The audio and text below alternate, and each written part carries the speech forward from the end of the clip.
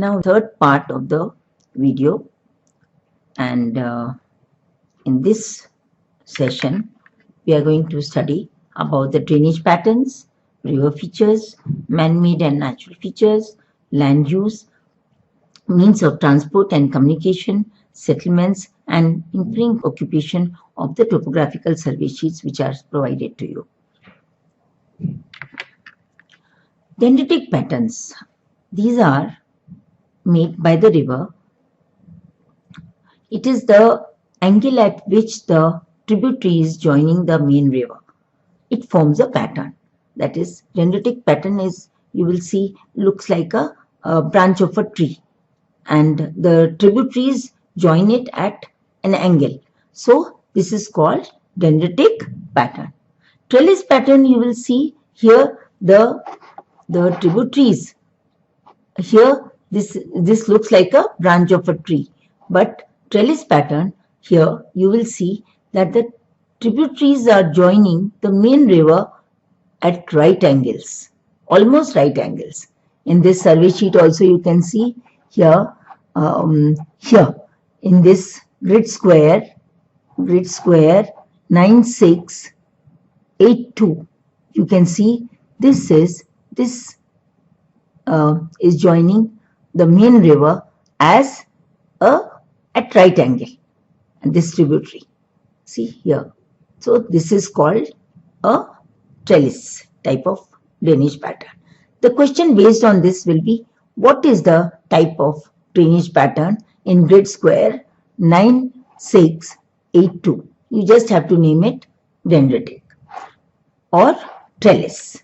Dendritic is here. Let us see this pattern 9382. You will see a dendritic pattern. In 9682, you will see a trellis pattern. And in 9782, you will see a circular or radial pattern. Why? Because here the tributaries are coming out in the circular fashion. So this is called a radial pattern. Now, the various features connected with river are many. Many questions are asked on the basis of the features connected with river. First of all, let us see.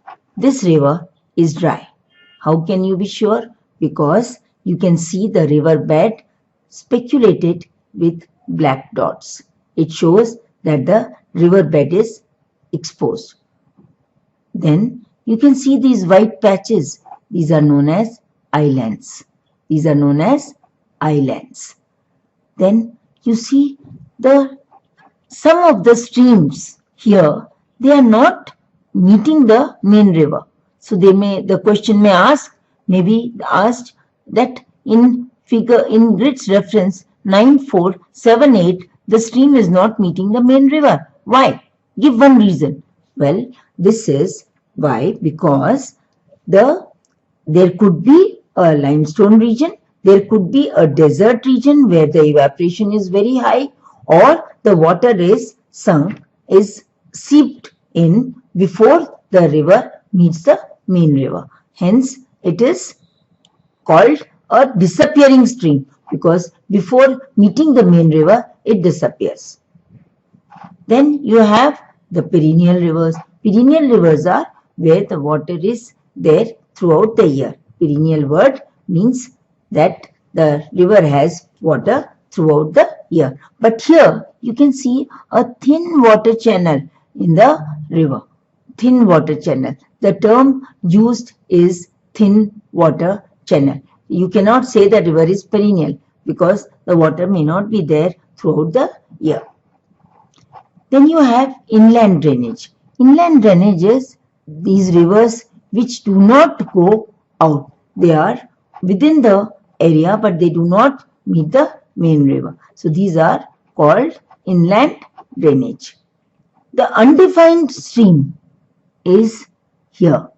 You can see these are undefined streams which are shown in dotted dash and dot dash. See, these are undefined streams. Broken ground is here in this grid square. 9679 is the broken ground.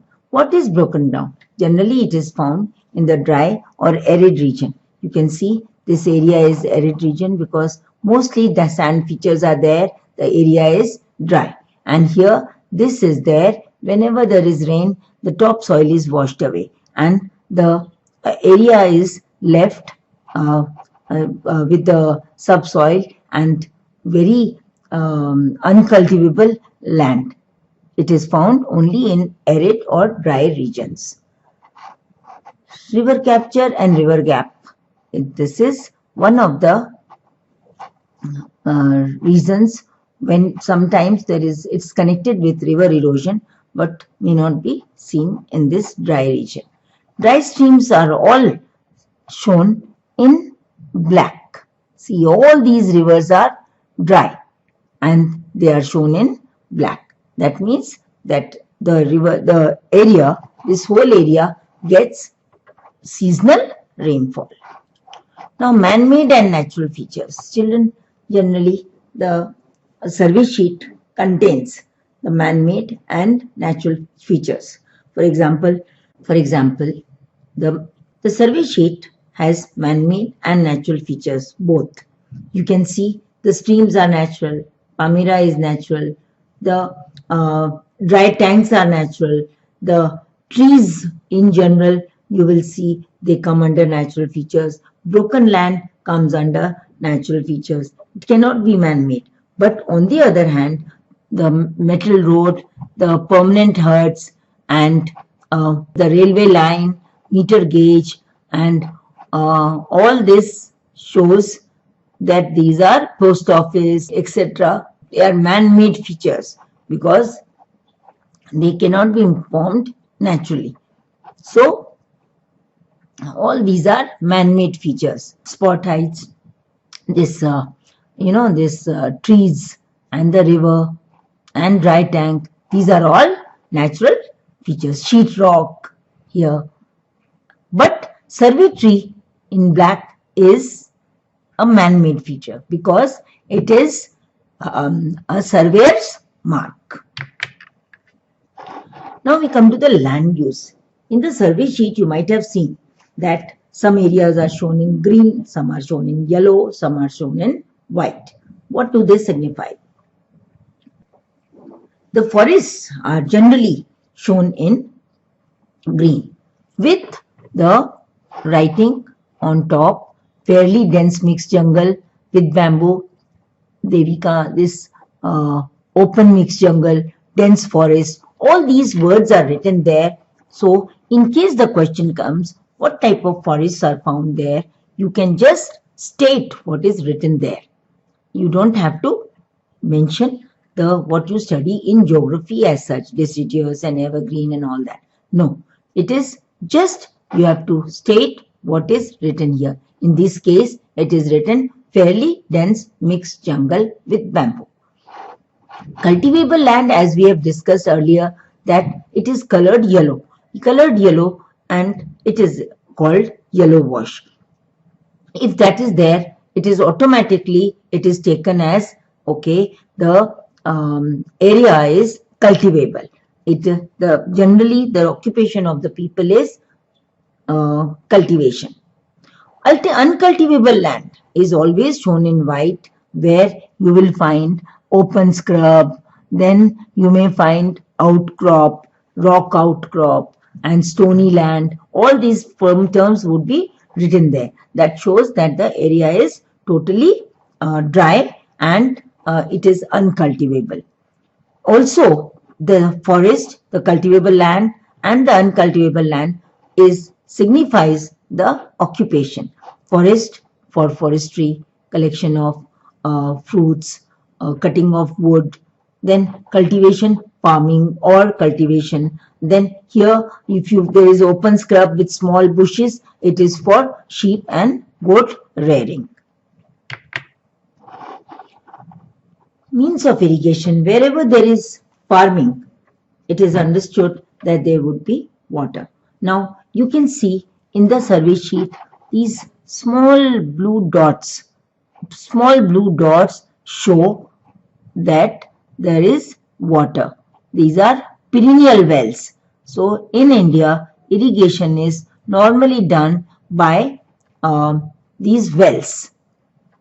Canal, in some cases, the canals are also available. This canal is under construction and it is getting its water from the artificial tank, and hence the farming is benefiting through this canal. Then you have this artificial tank with embankment is here. It is filled with water. It is artificial. It is not natural, not like this dry tank, which is natural and which is just lying back and dry. But in this, there is water with embankment, with 10R, meaning that the height of this embankment is 10 meters and the water is relative height of the artificial tank is 10 meters and the water is there, so it is a perennial artificial tank.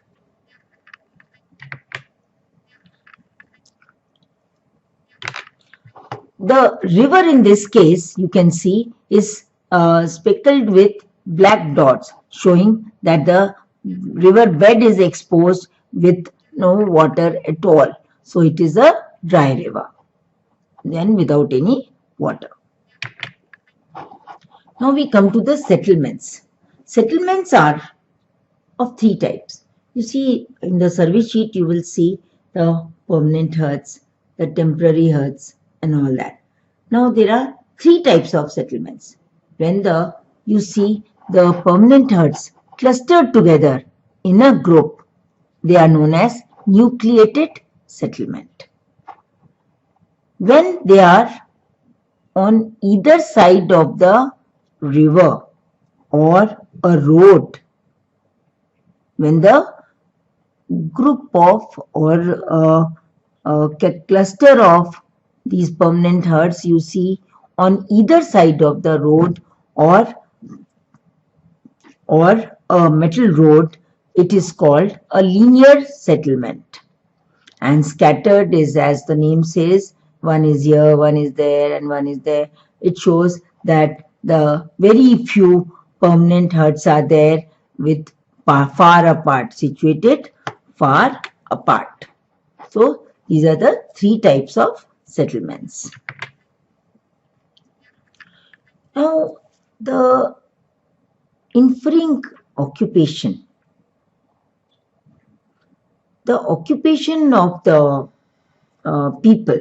Sometimes they ask the question, what is the occupation of the people in the given survey sheet? The occupation of the people in this instance is, generally speaking, the cultivation. But suppose there was annual fair there, or live, or the lime kiln is there, or brick kiln is there, or there is an annual fair going on somewhere, or there is a metal road going by, or there is a railway line crossing. So the people could be engaged in this case, people would be engaged in trade. In the case of quarry, they will be working in the stone quarry. Suppose there is a post office and a telegraph office, people are working in the post office or in telegraph office. Suppose there is a forest here, then people would be engaged in forestry or wood collection.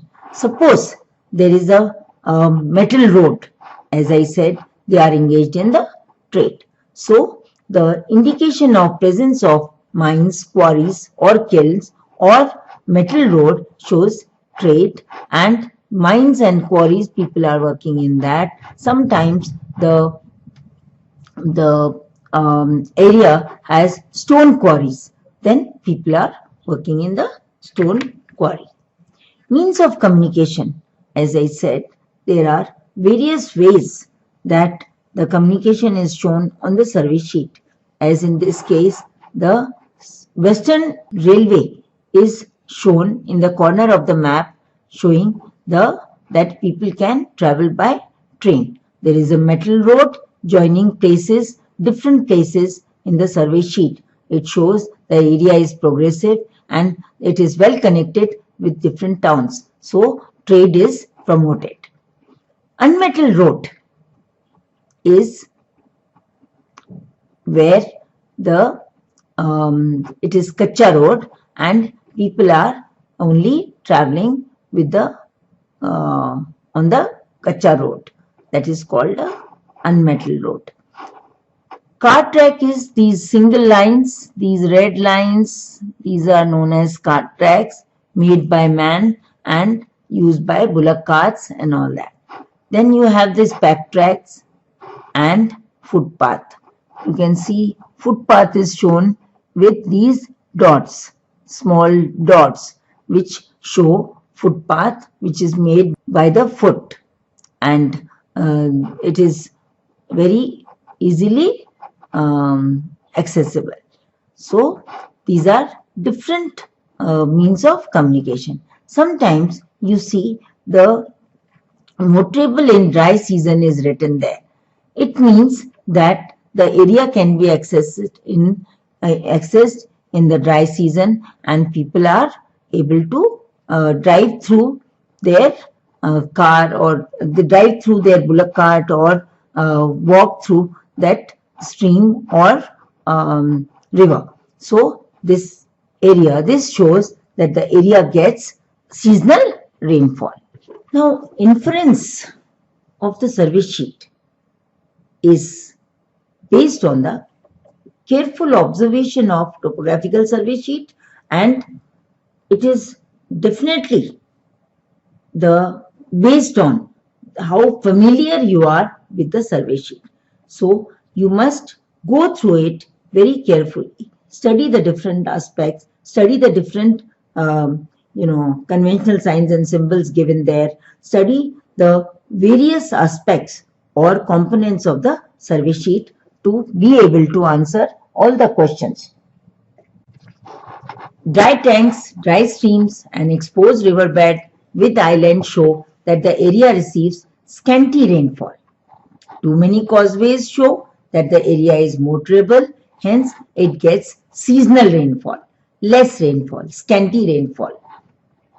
Disappearing streams, if there are many, they show, we can infer that the area may be a desert or limestone topography, and hence the water evaporates before it meets the main river. The size of the town is based, suppose sometimes a question comes, which town is bigger or more important? Then it is the town is based on its important features like presence of post office, telegraph and post office, then inspection bungalow, and how well connected it is with the means of communication. So if it is well connected, it shows that it is bigger than the other towns. Comparison between the two areas. Suppose they ask, okay, you compare and contrast the north of Sipu Nadi with the south of Sipu Nadi.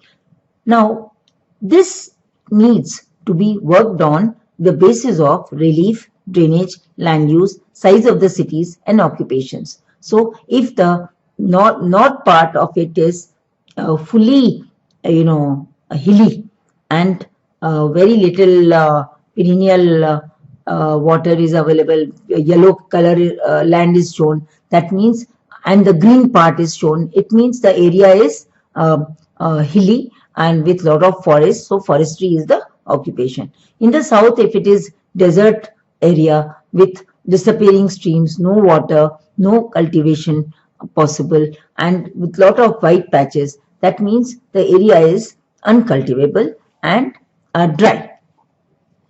The student should be familiar with colors, conventional signs and symbols to be able to study the survey sheet.